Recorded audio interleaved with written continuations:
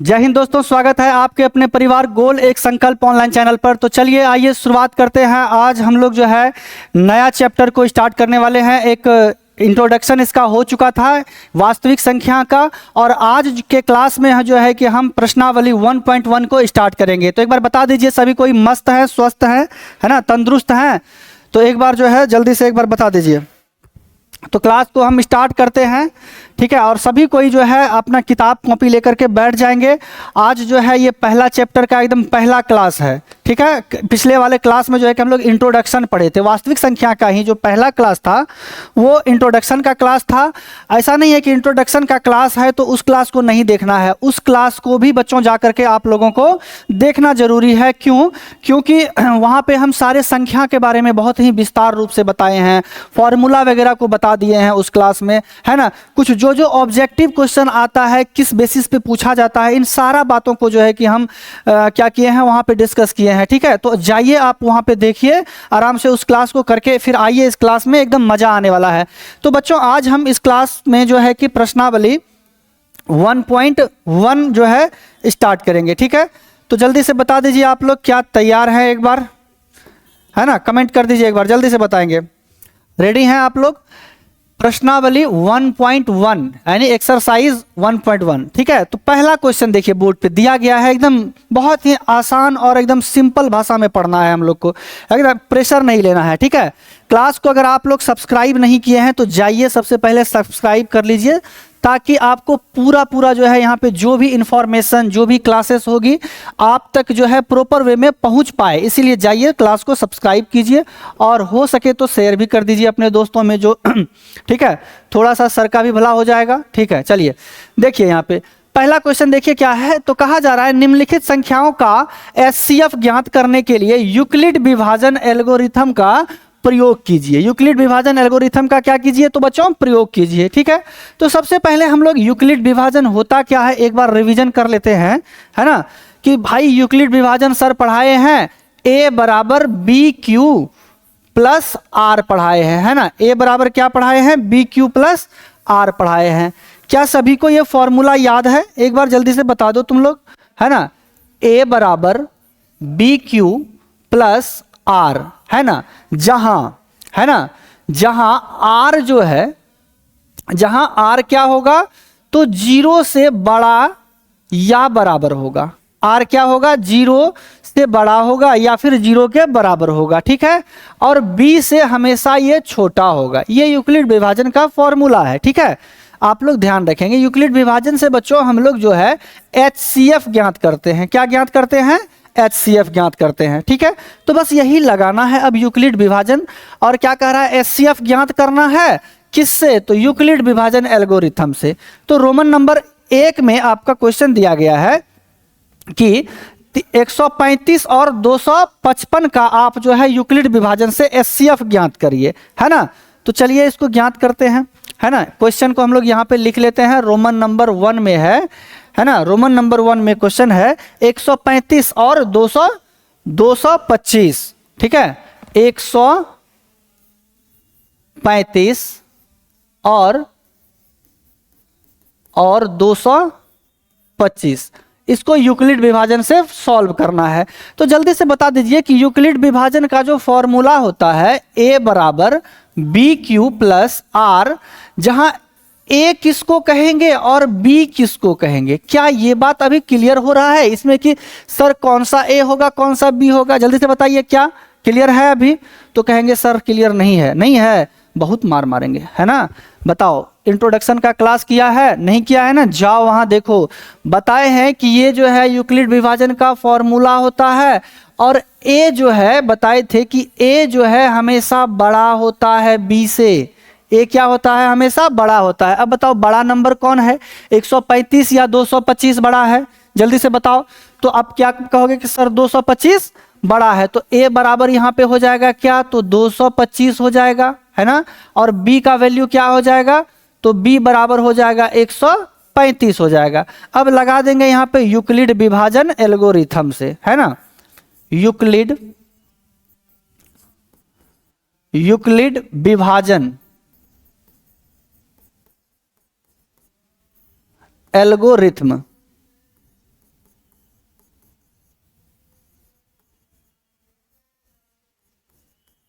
से। यूक्लिड विभाजन एल्गोरिथम में क्या होता है, a बराबर बी क्यू प्लस आर, ठीक है, a बराबर बी क्यू प्लस आर। तो देखिए यहाँ पे आराम आराम से, है ना, अब a का मान इसमें रखेंगे, a का मान क्या है 225 है, तो जल्दी से आप रखिए, a के जगह पर रख देंगे हम लोग क्या, तो 225 रख देंगे, बराबर b का वैल्यू क्या है, तो 135 है, 135 रख देंगे, और q का मान निकालना है ना। तो सर q का मान कैसे निकालेंगे, तो ये जो है ना भाज्य बराबर होता है, भाज्य बराबर भाजक गुना भागफल, है ना। तो ये जो भाजक होता है, भाजक से हम भाज्य में भाग देते हैं, तो आइए भाग दे करके देखते हैं। यहाँ पे 135 से भाग देंगे किसमें, 225 में, तो कितना बार में लगेगा, 135 दूना हो जाएगा 270, एक बार में लग जाएगा, है ना।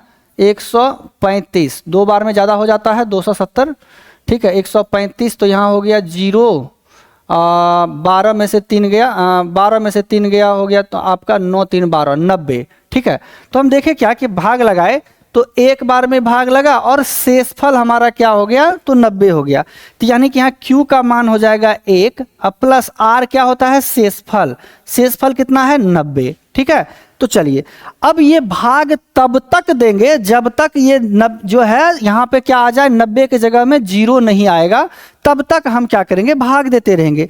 तो सर अब किससे भाग देंगे, अब देखिए यहाँ जो ये 135 है, अब ये जो है ना यहाँ आ जाएगा, इसका जगह बदल जाएगा, ये 135 हो जाएगा आपका यहाँ पे, ठीक है, 135 यहाँ लिख देंगे, बराबर, और जो शेषफल है ये भाजक का रूप ले लेता है, 90 यहाँ आ जाएगा, ठीक है। अब 90 से 135 में भाग देंगे, कितना बार में ये भाग लगेगा, 90 से हम 135 में भाग देंगे, ठीक है। चलिए 90 भागा 135, तो 90 दूना हो जाएगा 180, एक बार में ही लगेगा, है ना, दो बार में ज़्यादा हो जाता है, 5 में से 0 गया 5, 13, 13 में से 9 गया 9 4 13, 45, यानी शेषफल 45, एक बार में भाग लगा। तो अब देखिए भाज्य बराबर भाजक गुना भागफल, भागफल आया है 1 प्लस शेषफल क्या आया है, तो 45 आया है, ठीक है, 45 आया है। तो अब देखिए अभी भी 45 आ रहा है, 0 नहीं है। अब फिर देखिए अब ये जो 90 है, यानी कि भाजक जो है ये यहाँ पे भाज्य के जगह पे आ जाएगा, 90 को हम यहाँ पे अब लिख लेंगे आगे में, ठीक है। चलिए यहीं पे हम लोग लिखते हैं साइड में, चलिए यहाँ पे ये 90 चला जाएगा, यहाँ 90 हो जाएगा आपका यहाँ पे 90 बराबर, और जो शेषफल है ये भाजक का रूप ले लेता है, यानी कि जो 45 है शेषफल यहाँ पे गुना, अब यहाँ देखिए यहाँ पे क्या आएगा, तो भाग देंगे 45 से, कितना बार में 90 कटते हैं, कटेगा, तो 45 दूना 90, 2 हो जाएगा, तो पूरा पूरा कट जाएगा, यानी शेषफल हो गया 0। तो हम क्या देखें कि लास्ट फाइनली जब हम 45 से भाग दिए तो शेषफल हमारा 0 आया। तो अब जो ये दोनों का यानी कि 135 और 225 का जो HCF आएगा, यानी महत्तम समावर्तक मोसो आएगा, वो क्या हो जाएगा 45, क्योंकि लास्ट जब 45 से भाग देते हैं, है ना, तो शेषफल क्या आ गया, 0 आ गया। तो लिखेंगे अतः, है ना, अतः HCF ऑफ 135 225 बराबर क्या हो जाएगा, 45 हो जाएगा, ठीक है। ये हमारा आंसर आ जाएगा निकल के। चलो जल्दी से नोट कर लो आराम से, है ना, समझ में आया, चीजें समझ में आ रही है, फटाफट इसको नोट कीजिए। देखते हैं रोमन नंबर दूसरा, बहुत ही एकदम इंपॉर्टेंट सवाल है इस बार 2026 में, है ना, एग्जाम जो हुआ था बोर्ड एग्जाम, उसमें बच्चों यही क्वेश्चन पूछा गया था, है ना, एकदम डिट्टो सेम टू सेम उठा के यही क्वेश्चन दे दिया था। तो अच्छे से इसको समझ लेना है ना, बना लीजिए जल्दी से, ठीक है। क्या आ जाएगा इसका HCF 135 और 225 का, तो 45। चलिए देखते हैं क्वेश्चन नंबर अगला, रोमन नंबर दूसरा। देखिए रोमन नंबर दूसरा कौन सा सवाल है, कह रहा है 196 और 38,220 का HCF क्या होगा, ठीक है। सबसे पहले हम लोग क्वेश्चन लिख लेंगे, 196 और 38,220, ठीक है। चलो रोमन नंबर दूसरा 196 और 38,220 है। तब बताओ यहाँ पे A किसको मानेंगे, A बराबर, तो सर बड़ा वाला नंबर A होता है, तो लिख देंगे 38,220, B बराबर छोटा वाला यानी 196, ठीक है। अब देखिए यूक्लिड विभाजन लगाएंगे, यूक्लिड विभाजन, यूक्लिड विभाजन एल्गोरिथम,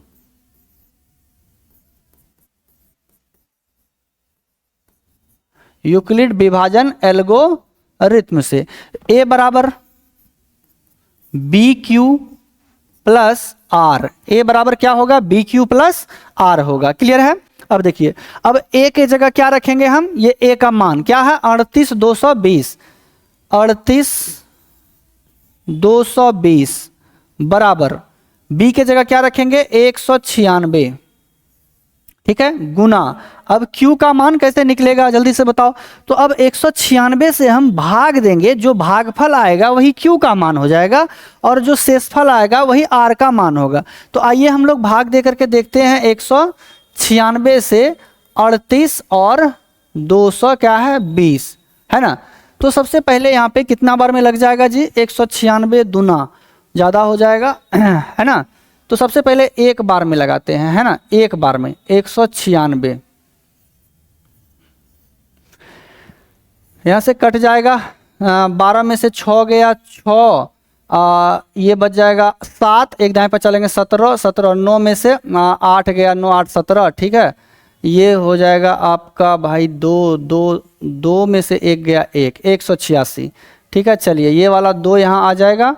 इसके बाद 9 बार में लग जाएगा, 9 दूना 18, हाँ 9 बार में लग जाएगा, 9 6 के 54, भाग देना है अच्छे से। देखिए 9 बार में 9 से 9 6 के 54 का 4 हाथ में रहा 5, 9 9 81 5 86, 81 अब 5 81 5 हो गया 86, नहीं सॉरी 81 5 81 5, हाँ 9 9 81 81 5 86 का 6 हाथ में रहा 8, 9 कम 9 9 8 17, ठीक है, ये हो गया आपका, ठीक है। चलिए घटाइए इसको, एक दाएं पहचान लेंगे, 12 12 में से 4 गया 8, ये 5 15 में से 6 गया 9, 9 इधर हो गया आपका 0 0 98, उसके बाद इधर आ जाएगा आपका 0 आ जाएगा, ठीक है, 0 आ जाएगा। अब लग जाएगा 5 बार में, 5 6 30 5 बार में, ठीक है।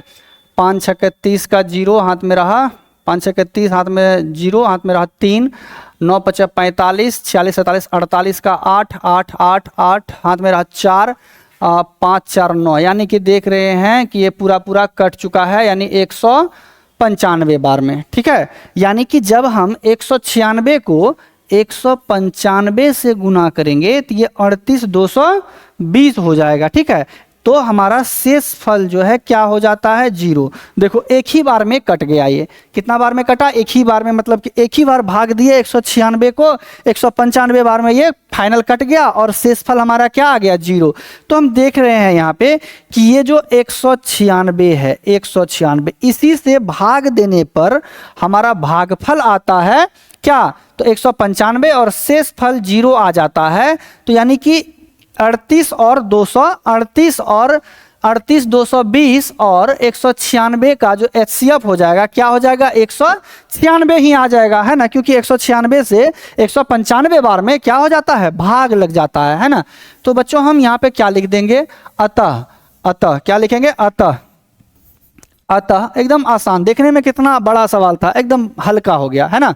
अतः HCF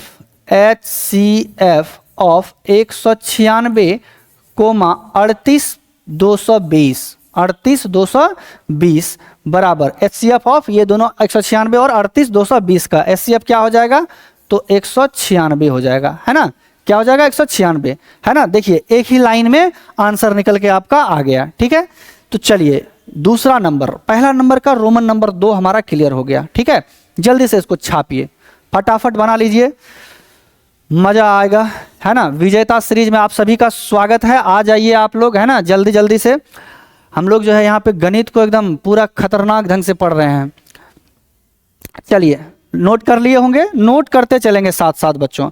चलिए देखते हैं रोमन नंबर तीसरा, है ना, एक का हम लोग पहला कंप्लीट हो गया, दूसरा कंप्लीट हो गया। अब देखिए रोमन नंबर तीसरा, रोमन नंबर तीसरा में आपका सवाल है 867 और 255, 867 और 255 का HCF निकालना है ना।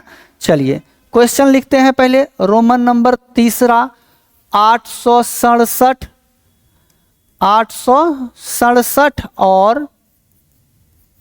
और 255 का हमको यूक्लिड विभाजन से HCF निकालना है, ठीक है।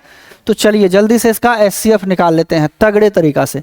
तो बताओ जल्दी से क्या करेंगे, A बराबर बड़ा वाला नंबर सर 255 है ना, B बराबर छोटा वाला नंबर सर, सॉरी 255 बड़ा वाला थोड़े हो गया, 867 हो गया ना, अरे भाई है ना।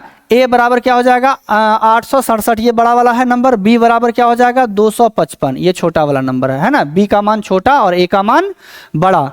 तो चलो यहाँ पे अब लगाएंगे यूक्लिड विभाजन, यूक्लिड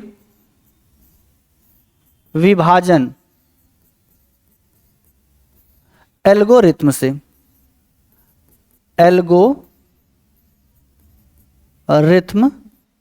से।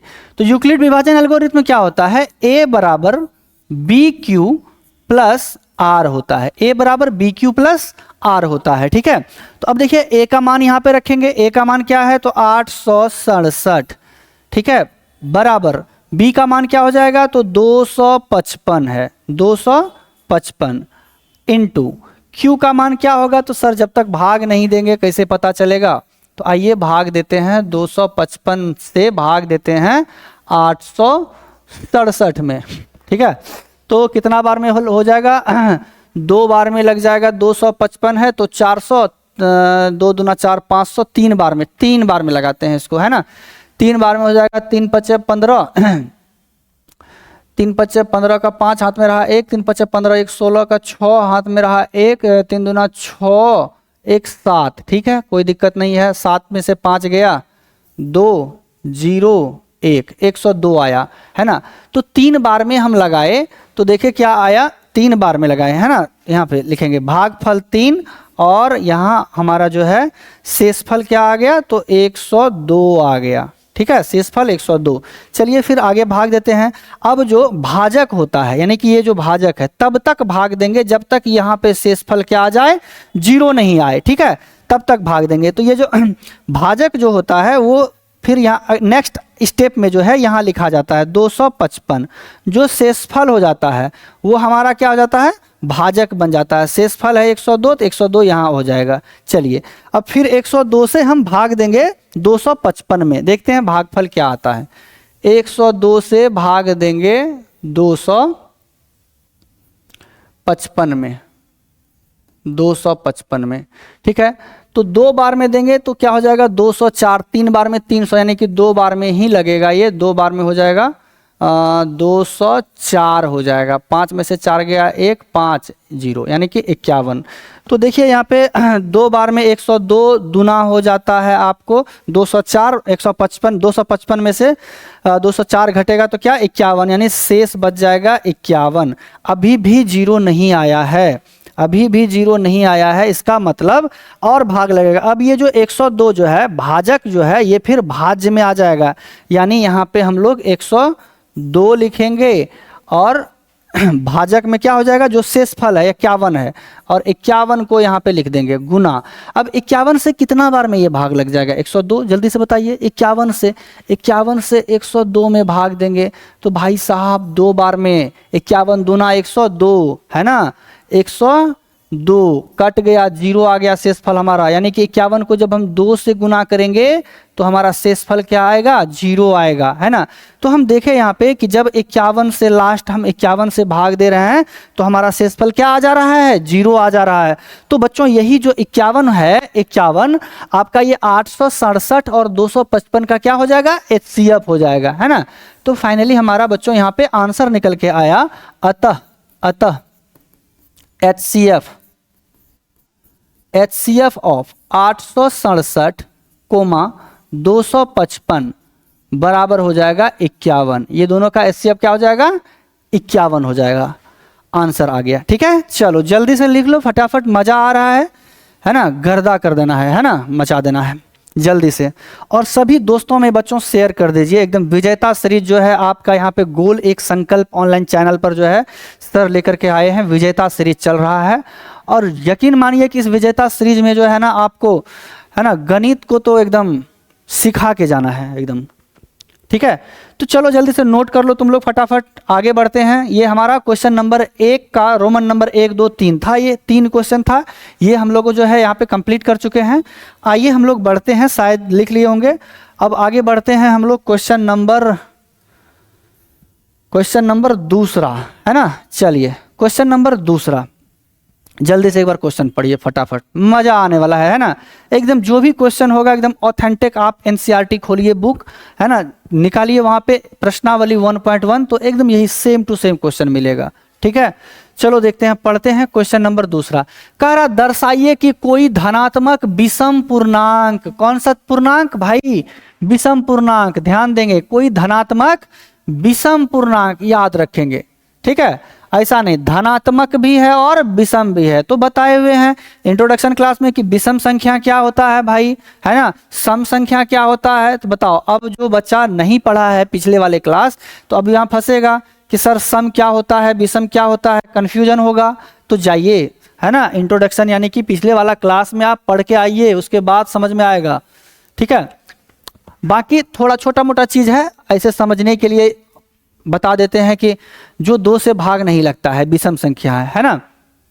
चलिए क्या कह रहा है कि दर्शाइए कि कोई धनात्मक विषम पूर्णांक 6q + 1 या 6q + 3 या 6q + 5 के रूप का होता है, जहां q कोई पूर्णांक है। q कोई क्या है, पूर्णांक है। पूर्णांक का मतलब होता है कि पूर्णांक का मतलब होता है कि कोई इंटीजर है, या तो वो पॉजिटिव है, नेगेटिव है, या जीरो है ना। q जो है कोई पूर्णांक है, ठीक है। सबसे पहला बात तो हमको ये दर्शाने के लिए कहता है कि क्या कोई धनात्मक पूर्णांक 6q + 1, 6q + 3 और 6q + 5 के रूप का होता है। आइए जरा सा इसका बैकग्राउंड में समझते हैं कि ये जो 6q + 1, 6q + 3 और 6q प्लस जो है आपका 5 दो दिया हुआ है, ये किस रूप में है। तो बच्चों हम लोग फॉर्मूला यूक्लिड विभाजन का क्या पढ़े हैं, a = bq + r पढ़े हैं। तो अब देखिए, तो ये जो 6 6 6 जो है आपका, ये क्या है, b का मान है आपका, है ना। q के जगह जो है आपका q लिखा हुआ है ना। और r के जगह जो है, r के जगह क्या है आपका, 5 है, 3 है, 1 है, यानी ये सब क्या है, विषम संख्या है, ठीक है। तो यहाँ से क्या समझे कि b का जो मान है हमारा, b का मान वो क्या हो जाएगा, 6 हो जाएगा। b का वैल्यू क्या हो जाएगा, 6 हो जाएगा, ठीक है। तो यही चीज को हम लोग क्या करेंगे यहाँ पे अब लेकर के चलेंगे, है ना। क्वेश्चन में ही सारा बात आपका दिया हुआ रहता है, बस नजरिया होना चाहिए देखने का, है ना। तो चलिए आइए दिखाते हैं आप लोगों को। तो सबसे पहले यहाँ पे हम लोग लिखेंगे हल, है ना। हल लिख करके, चलिए हल लिख करके यहाँ पे क्या कह रहा है कि धनात्मक विषम पूर्णांक, क्या कह रहा है, धनात्मक विषम पूर्णांक। तो सबसे पहले आप b बराबर लिखेंगे, b बराबर क्या लिखेंगे, है ना, b बराबर लिखेंगे 6, b बराबर क्या लिखेंगे, 6। जब बच्चों b का हम क्या बताए थे, यूक्लिड विभाजन का जो फॉर्मूला होता है, चलिए यूक्लिड विभाजन का जो फॉर्मूला होता है पहले, अच्छा ये लिख लेते हैं ना, यूक्लिड विभाजन से, है ना। कह रहा है हल दे करके लिखेंगे यूक्लिड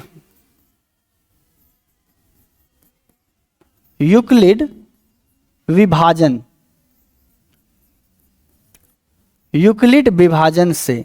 यूक्लिड विभाजन का फॉर्मूला क्या होता है कि a = bq + r, जहां r का जो मान होता है 0 से बड़ा, है ना, और b से क्या होता है, तो छोटा होता है, b से क्या होता है, तो छोटा होता है। तो अब बताइए कि सबसे पहले हम यहाँ पे मानेंगे कि भाई b का मान क्या है, b बराबर, है ना। तो अभी जस्ट बताए कि ये जो 6q + 1 है, तो ये 6 जो है क्या है, b का वैल्यू है, b का, है ना। अब 6 हो गया b का वैल्यू, तो क्या बोले हैं कि r जो हमेशा होगा वो b से छोटा होगा। और जब b का मान हमारा यहाँ 6 है, तो r का मान क्या हो जाएगा, r का मान 1 हो सकता है है ना, 2 हो सकता है, 3 हो सकता है, 4 हो सकता है, 5 हो सकता है, लेकिन 6 नहीं होगा, क्योंकि कंडीशन है कि r का मान b से क्या होना चाहिए, छोटा होना चाहिए। तो अब यहाँ पे देखिए कि जब हम क्या करें, b बराबर 6, तो चूंकि यहाँ पे r बराबर क्या हो जाएगा, r बराबर जो हो जाएगा हमारा, क्या कह रहा है, धनात्मक विषम पूर्णांक। तो विषम बताइए, विषम भी होना चाहिए r का मान, और 6 से छोटा भी होना चाहिए। तो 6 से छोटा क्या क्या हो सकता है, विषम संख्या 1, 3 और 5, है ना। r का मान विषम संख्या लेना है और 6 से छोटा लेना है, क्योंकि b का मान जो है r से छोटा होगा। तो r का मान हमें क्या लेना है, 6 से छोटा भी और विषम संख्या भी, वो होता है 1, 3 और 5। चलिए यहाँ तक क्लियर है, बातें समझ में आई यहाँ पे। चलिए अब हम जो है यहाँ पे रखेंगे, अब रखेंगे यहाँ पे, अब लिखेंगे, अब r बराबर जब हम 1 लेंगे, r बराबर क्या लेंगे, सबको बारी बारी से लेकर के देखेंगे। r बराबर जब बच्चों हम 1 लेंगे तो लगाएंगे यहाँ पे यूक्लिड विभाजन, a बराबर बी क्यू प्लस आर, है ना, a बराबर बी क्यू प्लस आर। तो b का मान बताइए क्या है, तो b का वैल्यू 6 है ना, q के जगह हम q लिख देंगे, है ना, q के जगह क्या लिखेंगे, q प्लस r बराबर क्या लिए हैं, 1। तो हम देखें यहाँ पे कि जब b का मान 6, q के जगह q, और r का मान जब 1 लिए तो क्या हो गया, 6q प्लस 1, है ना। जब हम क्या रखे, r का मान 1 रखे, लिखेंगे, फिर पुनः हम r बराबर रखेंगे अब क्या, 3, है ना, क्योंकि 3 भी है और 5 भी है। r बराबर रखेंगे 3, r बराबर 3 रखेंगे तो फॉर्मूला लगाइए, a बराबर बी क्यू प्लस आर, ठीक है। b का वैल्यू क्या है, 6, q के जगह q, r का मान क्या रखे हैं, 3। तो जब r का मान 3 रखे तो यूक्लिड विभाजन से 6q प्लस 3 आ गया, है ना। उसके बाद देखिए कि r बराबर जब हम क्या रख रहे हैं, r बराबर पुनः फिर से हम r बराबर रखेंगे क्या, 5। 1, 3 और 5 था, 1 और 3 को रखे, अब देखिए 5 को रख रहे हैं। तो यहाँ पे फॉर्मूला लगा दीजिए, a बराबर बी क्यू प्लस आर। तो b का वैल्यू है 6, सर q के जगह q रखेंगे, r का मान क्या माने हैं, r बराबर सर 5। तो हम देखें कि धनात्मक पूर्णांक, विषम धनात्मक पूर्णांक लिए और b से छोटा था, यानी कि 6 से छोटा, तो 1 और 3 और 5 लिए, और तीनों को जब हम यूक्लिड विभाजन में डाले, है ना, तीनों को यूक्लिड विभाजन में डाले तो 6q प्लस 1 भी आया, 6q प्लस 3 भी आया, और 6q प्लस 5 भी आया, ठीक है। तो ये तीनों चीज आ गया।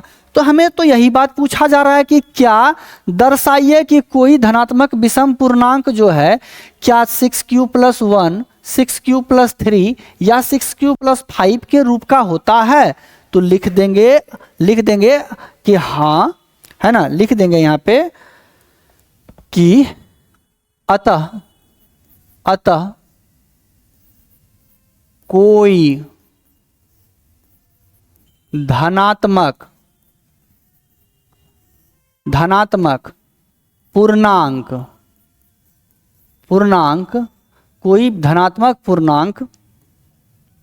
कोई धनात्मक विषम पूर्णांक नहीं, धनात्मक विषम पूर्णांक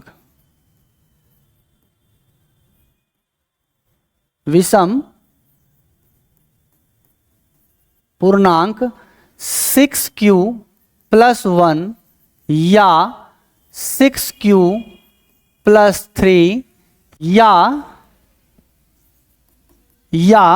6q प्लस 5 के रूप का होता है ना। ये बात बच्चों हम लिख देंगे, क्योंकि हम दिखा दिए कि a बराबर जब हम r का मान जब धनात्मक विषम पूर्णांक लिए 1, 3 और 5, तो वहाँ पे हमारा 6q प्लस 1, 6q प्लस 3 और 6q प्लस 5 के रूप का आ गया। तो हम वही चीज़ लिख दिए कि कोई धनात्मक विषम पूर्णांक 6q प्लस 1, 6q प्लस 3 और 6q प्लस 5 के रूप का होता है, ठीक है। तो आप लोग यहाँ पे आंसर लिख लेंगे, ठीक है। चलिए, समझ में आ गया, है ना। चलिए एक बार नोट कर लेंगे आप लोग इसको अच्छे से, आराम से देखिए, है ना, जल्दी जल्दी नोट कर लीजिए। बढ़ते हैं क्वेश्चन नंबर अगला, यानी कि क्वेश्चन नंबर 3 होगा है ना, समझ में आ रहा है चीजें, मजा आ रहा है। चलिए ये हो गया। अब देखिए क्वेश्चन नंबर तीसरा।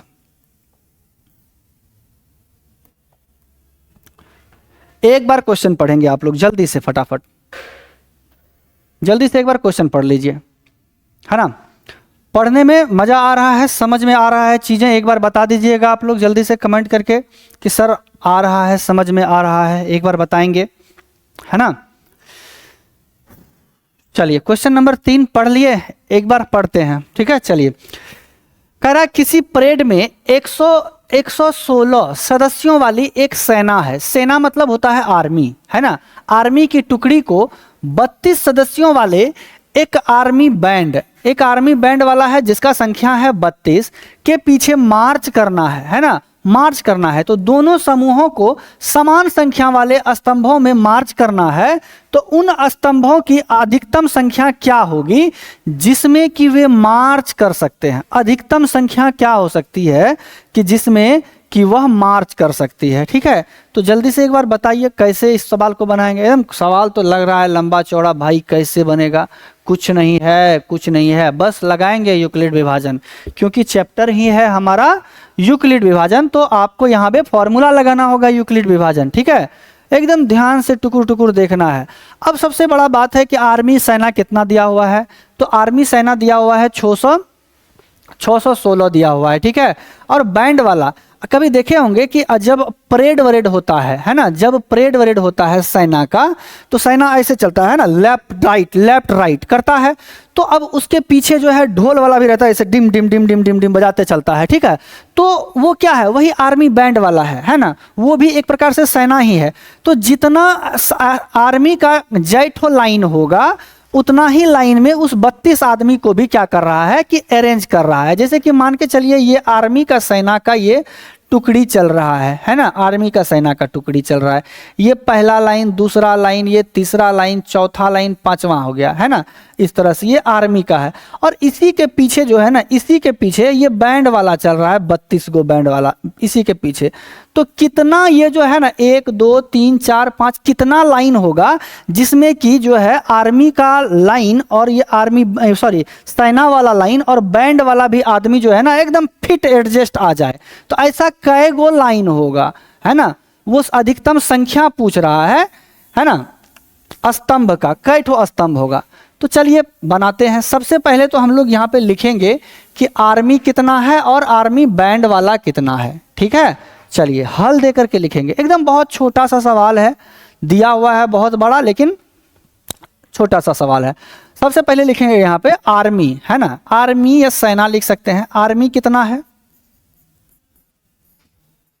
आर्मी दिया हुआ है हम लोगों को 616, है ना। और देखिए आर्मी बैंड वाला कितना है, तो 32 सदस्य वाले एक आर्मी बैंड यहां लिखेंगे। आर्मी बैंड है कितना, तो 32 है, ठीक है। तो आर्मी बैंड 32 है और ये जो है क्या हो गया, क्या कहते हैं, 35 लिख दिया, नहीं 32 हो जाएगा, ठीक है। तो अब देखिए यहाँ पे बनेंगे कैसे कि जो बड़ा है उसको हम ए मानते हैं, जो छोटा है उसको बी मानते हैं, सेम प्रोसेस चलना है, ठीक है। चलिए यहाँ ए बराबर बाबू हो जाएगा, ए बराबर हो जाएगा 616 और बी बराबर जो हो जाएगा, बी का मान जो हो जाएगा वो हो जाएगा 32। आपका बी का मान क्या हो जाएगा, 32 हो जाएगा। अब यूक्लिड विभाजन फॉर्मूला लगाएंगे, है ना, यूक्लिड विभाजन से, है ना, यूक्लिड विभाजन से a बराबर क्या होता है, तो बी क्यू प्लस आर। और अब देखिए a का मान क्या है 616, बी का मान क्या है 32, है ना 32। अब 32 से भाग देंगे, जो भागफल आएगा वही q का मान होगा, जो शेषफल आएगा वही r का मान होगा। तो आइए भाग दे करके देखते हैं, है ना। 32 से भाग देंगे 616 में, 616 में, हाँ तो कितना बार में लगेगा, 32 दूना हो जाएगा 64, एक बार में लग जाएगा। पहले तो भाई यहाँ पे एक बार में आपका लग गया, भाग लग जाएगा 32 से कम 32, क्योंकि 32 दूना होता है 64। यहाँ से एक दाएं पहचान लेंगे 11, 11 में से 2 गया, 9 2 11, ये बच गया 5 में से 3 गया, 5 में से 3 गया 2, यहाँ 6। ठीक है, चलिए तो 6 पूरा पूरा कटा नहीं, ठीक है, पहले काट लेते हैं इसको। अब ये आ जाएगा कितना बार में, 3 8 24, 3 8 24, 3 नमा 27, 9 बार में देखते हैं।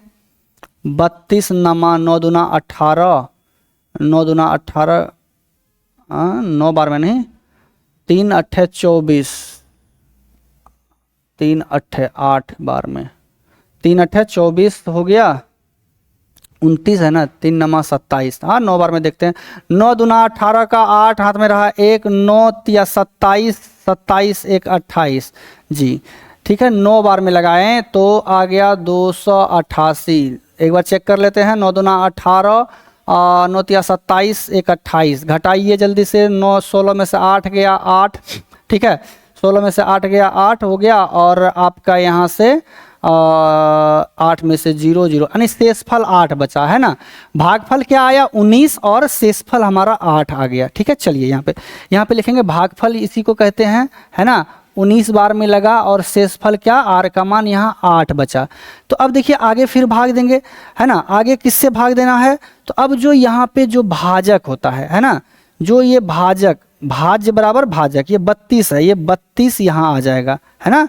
32 यहाँ आ जाएगा, जो शेषफल आता है फिर उससे भाग दिया जाता है, ठीक। तो अब 8 से भाग देंगे, 8 चौके 32, 4 बार में लग जा रहा है ना। 4 से 8 चौके 32, तो शेषफल हमारा क्या बच जा रहा है, यहाँ पे 0 बच जा रहा है। तो हम देख रहे हैं कि 8 से जब भाग देते हैं तो फाइनली 32 कट जाता है। तो यानी कि ये 8 जो स्तंभ है, 8 स्तंभ में आर्मी का सेना और आर्मी के बैंड वाला सेना दोनों क्या हो जाएगा, एडजस्ट हो जाएगा, ठीक है, दोनों क्या हो जाएगा, एडजस्ट। तो फाइनली हमारा आंसर निकल के आएगा, है ना। इसका HCF क्या निकल गया, HCF निकल गया 8, है ना, क्योंकि 8 से ही 32 कट जा रहा है और शेषफल 0 निकल जा रहा है। तो इसमें पूछा क्या जा रहा है कि उन स्तंभों की अधिकतम संख्या क्या है। तो लिखेंगे यहाँ पे अतः स्तंभों, क्या लिखा हुआ है, स्तंभों, अतः स्तंभों की अधिकतम संख्या, अधिकतम स्तंभों की अधिकतम संख्या, अधिकतम संख्या क्या हो जाएगा जी, तो 8 से 8 होगा, है ना। अधिकतम संख्या क्या हो जाएगा, 8। बच्चों यही हमारा क्या हो जाएगा, आराम से आंसर, ठीक है। चलिए कितना आसान था। जो सबसे बड़ा नंबर था वो आर्मी का ये जो है इतना 616 और आर्मी बैंड का 32, तो बड़ा वाला को हम A मानते हैं, छोटा वाला को B मानते हैं। यूक्लिड विभाजन लगाए, फाइनली 8 जो है, 8 से ये पूरा पूरा कट जा रहा है, शेषफल 0 आ जा रहा है, यानी कि 8 स्तंभ होगा। कुल कितना स्तंभ होगा, जिसमें कि आर्मी वाला और आर्मी बैंड वाला उसके पीछे सभी क्या हो जाएगा, आराम से एडजस्ट हो जाएगा 8 स्तंभ में, ठीक है। चलिए तो ये क्वेश्चन नंबर 3 था हमारा।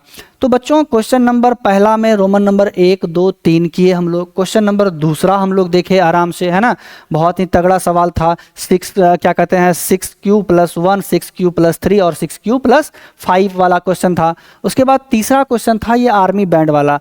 तो अब ये तीनों क्वेश्चन हम आप लोगों को आराम से एकदम तगड़ा रूप से बता दिए हैं, तो आप लोग इसको घर में रिविजन करेंगे, ठीक है, अच्छे से। और क्वेश्चन नंबर 4 और 5 बच गया, ठीक है, 2 क्वेश्चन बचा। तो नेक्स्ट क्लास में 2 क्वेश्चन को हम करके इस चैप्टर को समाप्त करेंगे, ठीक है।